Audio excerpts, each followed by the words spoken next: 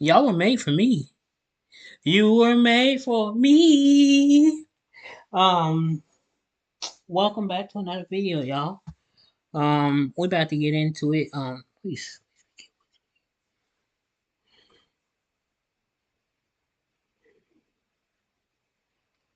1 second. Not really, not really. Anyways, let's get right into this. Here we go. This is WWE PG Era Dead. I think they're talking about what everything that's going on. Is it safe to assume the PG era is over with and we're in a new era? Not is wrestling bad?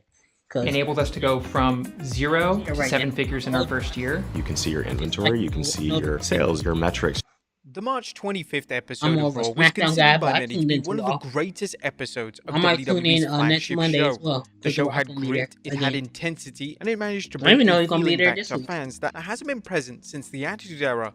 The show featured names such as Cody Rhodes, The Rock, and CM Punk delivering TV-14 style curse words, and whilst most of these were censored, it highlights that the WWE talent, particularly those at the very top, are pushing the boundaries of what is permitted. Yeah, I want The to see angle that no got everyone Ricochet talking doing took this. place at the end of the This should show, and probably it be saw on the the final boss, The 30 Rock, day deliver leave. such a brutal beatdown on Cody Rhodes that Rhodes was busted wide open. It's been a long time since a blade job of this magnitude had been seen on WWE television. It's not just weekly TV that is leading to questions being asked around the PG status, I as like even that on they live don't do it events, every week Rhea though. Ripley is exposing her butt cheeks and delivering I stink ain't see all faces. that. Whilst WWE live events are more relaxed, WWE and Ripley have embraced these raunchy antics and made numerous social media posts regarding the act in question. Thanks to instances such as Ripley exposing her cheeks as well as wrestlers using explicit curse words, fans are collectively asking, is the WWE PG era dead? A WWE transitioned to a PG product in the summer 2008, and there were numerous reasons for this, ranging from political Audio reasons is to too loud. WWE believing Turn that a it down PG though. product would make the product more attractive to investors and sponsors. A lot of fans switched off the WWE product when this switch ensued, as some fans enjoyed the edgier presentation that a TV-14 product would allow. For the fans that remained, they mostly stuck by WWE due to their interest in their favorite stars such as John Cena, Randy Orton, and CM Punk. And whilst the product would embrace PG elements at times, for the most part the in-ring product was good. So Raw, SmackDown, and pay-per-view events traditionally made for easy viewing. A lot of the criticism directed towards the PG era stems from the belief that WWE can't produce compelling content with a rating. Whilst this argument does have some degree of weight, it's worth noting that numerous storylines that have been widely celebrated over the past 15 years or so have been presented under PG guidelines. Storylines such as Randy Orton vs the McMahon family, Kofi Mania, and who can forget the ongoing Bloodline saga have all been PG. Additionally, SmackDown, WWE's secondary show, which debuted in 1999, has always been a PG presentation, and SmackDown during the Attitude Era and Ruthless Aggression Era always had the ability to push the boundaries of what a PG wrestling show would allow. A WWE is in a prosperous place as things stand. Attendance is so high that WWE are modifying sets for Raw to accommodate more and more fans, and ratings remain consistently great, despite the viewing habits of consumers drastically changing. The product is also acclaimed by many as most shows receive rave reviews, and WWE premium live events have become must-see viewing. WWE also has so many names that are insanely over with the audience, and these are names that WWE could easily book to win the world title. Names such as Cody Rhodes, Jey Uso, LA Knight, Sami Zayn, and Drew McIntyre have connected with the fans, and this is down to strong booking that puts an emphasis on grounded storytelling. Due to the WWE being a PG product and the company doing as well as it is there any need to change direction? If WWE allowing curse words and blood in a PG environment, what is there to change? According to Dave Meltzer in a recent edition of the Wrestling Observer newsletter, WWE is still He a always PG looks like a product, and doctor a memo from was his sent pose. out reaffirming this to talent. There was a memo sent just a few weeks ago to all talent from Nick Khan, Paul Levesque, and Dan Ventrell, Executive Vice President of Talent, which states that this is a PG company, no swearing, and said that includes everything on social media. And then Johnson swears all over his promos on social media each week and even curses during his television promos on Fox, which has him bleeped out or just gone dark. Meltzer drew specific attention to The Rock, who stated that talent believed that The Rock should be the one setting the example. Even though Meltzer is adamant that this report is accurate, The Rock himself took to Twitter to question its validity.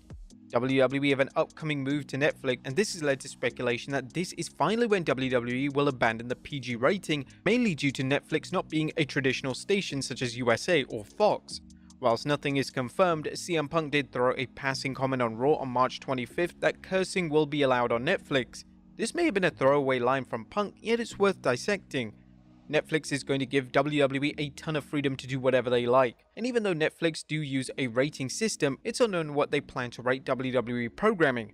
We will likely know more information surrounding the nature of the Netflix deal as we approach 2025 and WWE begins to heavily market the switch over to fans.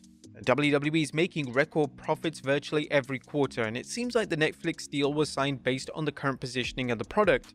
This likely means that WWE and Netflix have agreed to present a similar product on their platform, yet as was previously alluded to, Netflix's rules aren't as strict, so WWE would have the freedom to push the boundaries of what is allowed.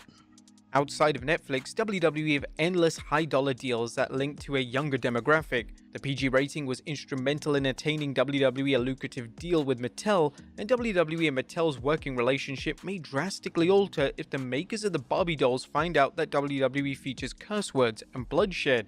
These are key points that WWE will need to think about before they make any bold decisions. What many fans often forgot is that several years ago it was widely reported by top sources within the wrestling industry that WWE was going to switch back to a TV-14 presentation. This change was only going to affect Raw, yet just a few hours after this initial report circulated, it was reported that WWE had scrapped the plans. It was never made clear why they quickly decided against the plans, yet there's always been speculation that a major sponsor or partner may have taken issue with the WWE's sudden attitude change. The Rock has been pushing the boundaries of a PG era since he returned to WWE at the start of 2024, and this has been nothing new for the Great One, as even during his 2011-2013 return, he was given more leeway in terms of promo material compared to the rest of the roster. Now with The Rock on the board of directors, he is very much a corporate man, while still being a talent on TV. The Rock is never going to risk getting WWE in hot water, so it's likely that 90% of the things he says are either approved or nobody within WWE is taking exception to. Some fans on social media are rejecting the claims of this new era being a new attitude era, and some are labeling it as a renaissance era. This product is red hot, and as The Rock has stated, pro wrestling is finally cool again. This isn't just down to WWE pushing the boundaries by allowing their wrestlers to curse and bleed, it's thanks to Triple H's masterful booking, who's put pure care and attention into booking characters like they matter. Triple H put a lot of focus on storytelling and compelling rich storytelling in that. Storylines such as the Bloodline and Cody Rhodes' quest to finish the story have been pure cinema, and these have helped WWE get to the advantageous position they are in right now. But they may want to be careful of fans promoting the fact that the Attitude Era is back. While Sierra was one of, if not the most successful and acclaimed eras in WWE's history, a ton of their storylines, particularly WWE's presentation of women, is now insanely outdated. Drawing attention to elements of this nature wouldn't do WWE any favors. On the flip side, casual fans who stopped watching the WWE product years ago, realizing that WWE is now cool again and the product isn't as cartoonish and kid-friendly as it once was, could be the next step in WWE reaching the heights of yesteryear.